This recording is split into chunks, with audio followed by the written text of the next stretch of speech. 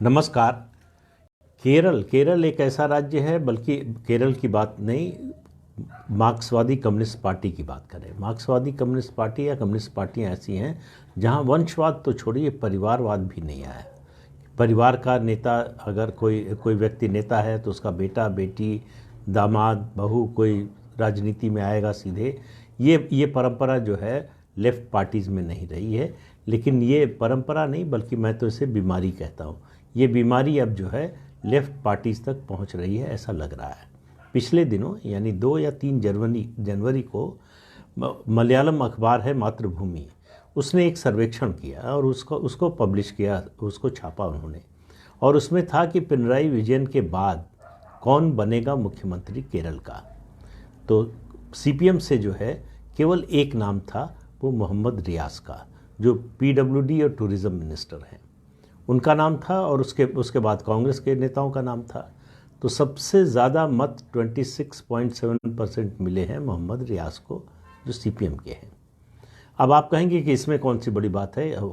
युवा नेता हैं, 47 साल उम्र है और लोकप्रिय हैं, मंत्री हैं और बड़ा पोर्टफोलियो भी है और मुख्यमंत्री के विश्वास पात्र हैं, तो इसलिए उनका नाम अगर आ रहा है तो इसमें कोई बड़ी बात नहीं है। बात यह है दरअसल कि मोहम्मद रियाज मुख्यमंत्री पिनराई विजयन के दामाद हैं। उनकी बेटी वीणा की शादी 2020 में मोहम्मद रियाज के साथ हुई और ये दोनों की पति पत्नी की ये दूसरी शादी है। पहली पत्नी जो थी मोहम्मद रियाज की, उन्होंने डोमेस्टिक वायलेंस का उनके ऊपर आरोप लगाया था और इस तरह के कई आरोप लगाए थे, लेकिन इस सब का कोई असर नहीं हुआ। वीणा और मोहम्मद रियाज पहले से जो है वो संपर्क में थे, संबंध थे उनके, और शादी हो गई। शादी का इंडियन यूनियन मुस्लिम लीग ने बड़ा विरोध किया था कि यह अंतरधार्मिक शादी है और इसका हम विरोध करते हैं। इसके बावजूद सीपीएम जो है कोशिश में है कि किसी तरह से आईयूएमएल जो है वो लेफ्ट फ्रंट के गठबंधन में शामिल हो जाए, लेकिन वो एक अलग मुद्दा है। इस सर्वे में एक अलग से भी सर्वे हुआ जिसमें महिला नेताओं के बारे में पूछा गया। और महिला नेताओं के बारे में पूछा गया तो जो पूर्व स्वास्थ्य मंत्री हैं, जिनको हटा दिया गया 2021 के चुनाव के बाद, शैलजा, उनका नाम सबसे ऊपर आया। उनको 67% लोगों का अप्रूवल मिला। मतलब 67% लोग चाहते हैं कि शैलजा मुख्यमंत्री बने अगली।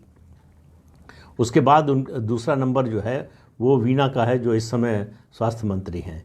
उनको लगभग 13% वोट मिला है। तो बात यह है कि मुख्यमंत्री कौन होगा पिनराई विजयन के बाद, ये सवाल 2021 में जब लगातार दूसरी बार सीपीएम जीती चुनाव, तब से उठना शुरू हो गया। और महत्वपूर्ण इसलिए हो जाता है कि सीपीएम एक ऐसी पार्टी है, आपको याद होगा, जिसने अपने मुख्यमंत्री को प्रधानमंत्री नहीं बनने दिया। वहाँ कोई परिवारवाद वंशवाद का मुद्दा नहीं था। इसके बावजूद क्यों? सिद्धांतों के आधार पर, सैद्धांतिक आधार पर कि ये जो सरकार बनेगी, उस समय ज्योति बसु का नाम था प्रधानमंत्री पद के लिए, और विपक्षी दलों का जो गठबंधन था, गैर कांग्रेस गैर भाजपा, वो चाहता था ज्योति बसु प्रधानमंत्री बने। कि ये जो गठबंधन बनेगा, इस पर जो है सीपीएम का उस तरह का वर्चस्व नहीं होगा। इस गठबंधन में हम अपनी नीतियां लागू नहीं कर पाएंगे, अपनी विचारधारा के मुताबिक काम नहीं कर पाएंगे, इसलिए शामिल नहीं होने दिया। उस सीपीएम में अगर पिनराई विजयन मुख्यमंत्री जो है, उनका दामाद मुख्यमंत्री पद का दावेदार बन रहा है या होने वाला है, तो ये चिंता की निश्चित रूप से बात है। क्योंकि इसको सीपीएम जो है वंशवाद की डायनेस्टिक पॉलिटिक्स को कभी उसने समर्थन नहीं किया। हालांकि डायनेस्टिक पॉलिटिक्स करने वाले सभी दलों का समर्थन किया।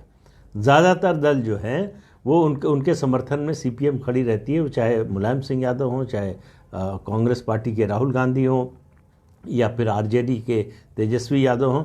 किसी का भी नाम लीजिए, लेफ्ट के लोग जो है, और चाहे आप तमिलनाडु में चले जाइए, स्टालिन की बात कर लीजिए, लेफ्ट पार्टीज़ के लोग डायनेस्टिक पॉलिटिक्स करने वाली क्षेत्रीय दलों का हमेशा समर्थन करते हैं, उनके साथ रहे हैं और उनका फ़ायदा उठाने का, राजनीतिक फ़ायदा उठाने की भी कोशिश करते रहे हैं। तो ये तो एक अलग मुद्दा हुआ। लेकिन दरअसल केरल में सीपीएम अब पिनराई विजयन की पार्टी बन गई है, इसलिए ऐसी चर्चाएं हो रही हैं। वरना ऐसी चर्चा भी नहीं हो सकती थी सीपीएम में आज से पहले, यानी पिनराई विजयन के उदय से पहले। तो पिनराई विजयन कुछ नहीं सुनते हैं सेंट्रल कमेटी की, पोलित ब्यूरो की। जो सेंट्रल पार्टी हाई कमान है वो बिल्कुल नतमस्तक है पिनराई विजयन के सामने। पूरे देश में एक ही जगह लेफ्ट की सरकार है, वो है केरल, और वो केरल में सरकार है पिनराई विजयन की परफॉर्मेंस, उनकी लोकप्रियता के कारण। ये सीपीएम की नीतियों और उसके सिद्धांत और उसकी विचारधारा के कारण नहीं। तो इसलिए जो है कोई नेता बोलने की स्थिति में नहीं है, कोई खंडन करने या कोई इसका समर्थन करने, खंडन करने या इस पर कोई टिप्पणी करने को भी तैयार नहीं है कि ये कैसे चर्चा हो रही है। कैडर बेस्ड एक विचारधारा पर आधारित पार्टी जो सीपीएम है, उसमें जो सक्सेसर की बात हो रही है, पॉलिटिकल सक्सेसर की, वो मुख्यमंत्री का दामाद है, लेकिन ऐसा हो रहा है। तो अब केरल में भी वंशवाद का सूर्योदय होने वाला है, इंतज़ार कीजिए, बहुत लंबा समय नहीं लगेगा। तो आज के अंक में इतना ही। नमस्कार।